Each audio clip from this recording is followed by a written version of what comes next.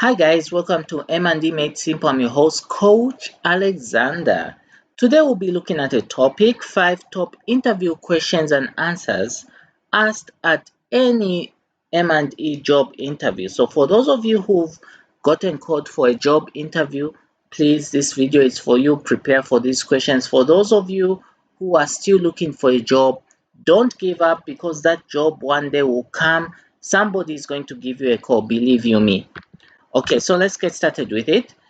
Uh, in case you're here for the very first time, my name is Coach Alexander. I've been doing this for 10 years now, and I've enjoyed every bit of it because M&E is in my blood. I want to mention that we have a coaching program. It's called the 6 months coaching program. The June intake is opening up, so if you want to be part of this, please sorry about that. Please apply to us, and we're going to enroll you. Of course, it comes at a fee, but it's worth every penny. The people who enrolled early this year are busy giving me a lot of praise, giving us a lot of praise for having this program. So please enroll for this program. Any questions, just write to me. We have face masks and t-shirts that we're selling. Support this channel, guys. Don't leave us out. We really want to grow, and we cannot grow without you. So please support this channel.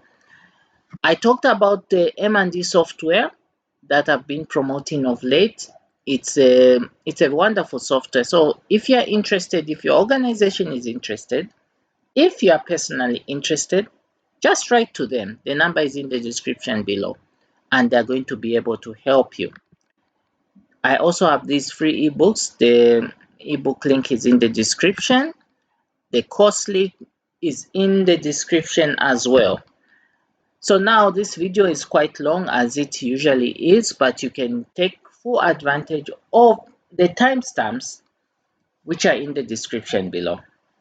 Okay, so without wasting any more time, let's get straight into business. So what are the 5 interview questions that every M&E professional is going to face when they walk into an interview room?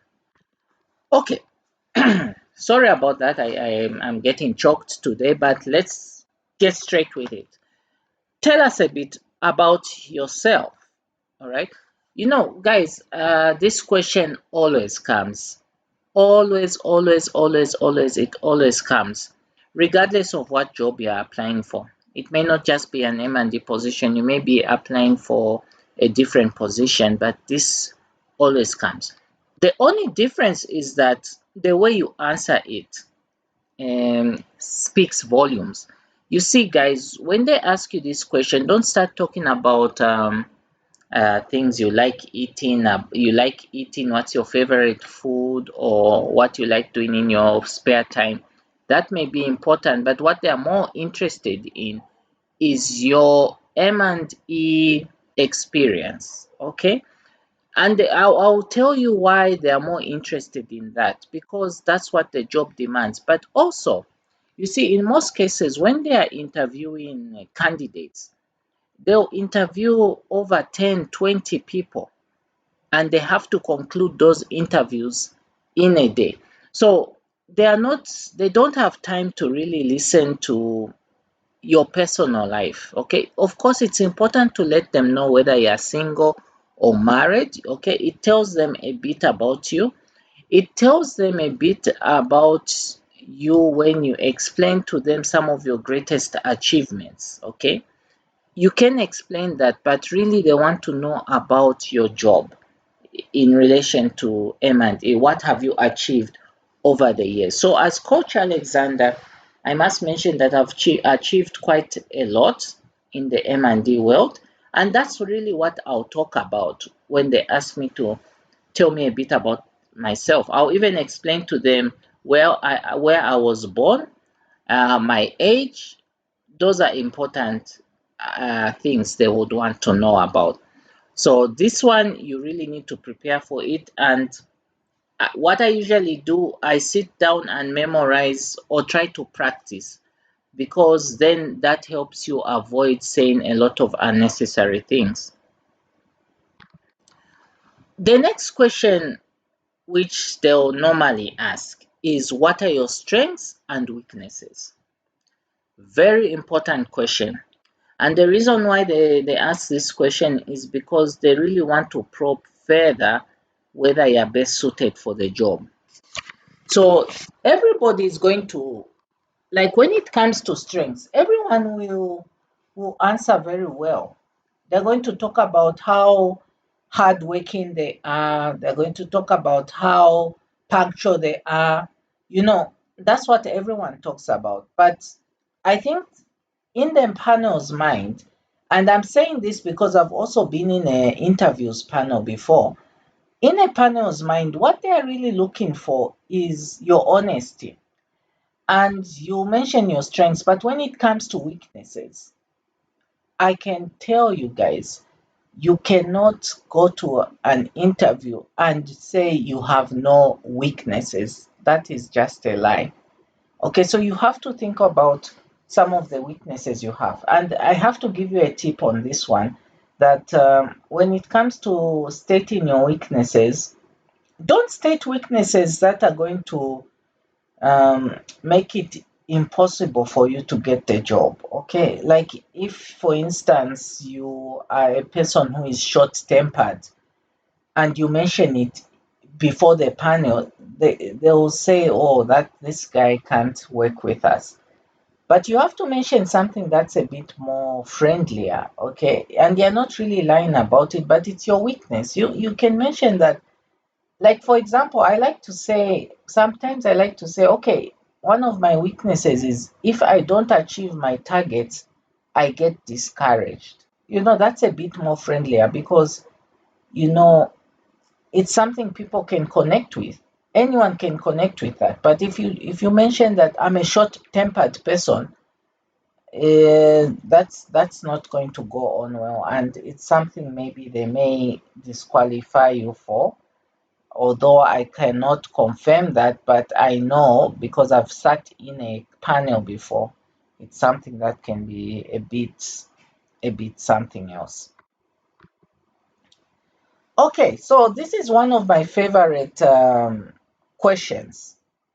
They want to know how you're going to change the organization. If chosen, what will you do in your first week of employment? So they want to know exactly your roadmap. And this question is good because it gives you the opportunity to sell yourself. So, what are you going to tell them? In your first week of employment, the first few days you have to focus on understanding the organization and what they've been able to do so far in terms of monitoring and evaluation. So basically, you are going to be undertaking a desk review the first week. And based on the findings of the desk review, you are going to now come up with a plan. Okay. Let me tell you another thing. Organizations will usually have a plan for the year, but you need to take the initiative as a newly appointed professional because it's not just okay for people to be giving you instructions. You need to take the initiative. So, this is your time to sell yourself and tell them that after I have done the desk review, I'm going to now swing into action and come up with a plan for all M&D activities for the rest of the year. And those activities have to be approved by the management. Okay, so that's what you do. That's one of the first initial stages you do. But you can also talk about things that you will do beyond 1 week.